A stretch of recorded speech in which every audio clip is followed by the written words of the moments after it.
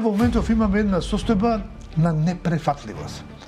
Имаме Бадентер, кој важи за сите освен за македонците. Вие не можете да одлучувате за албански етнички прашања кои ги задираат албанската култура и етнос, без да се согласат мнозинство албанци. Но за македонците може.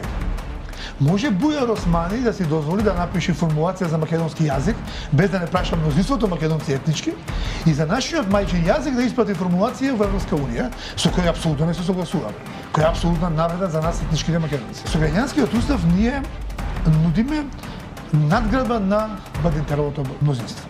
Ќе важи за сите, вклучително и за македонците. Равноправност на сите граѓани. За да се напише една формулација за македонскиот јазик, тоа мора да пројде низ парламент, низ Бадентерова комисија, да се согласа со тоа мнозинство етнички македонци, и тоа може да пројде како така.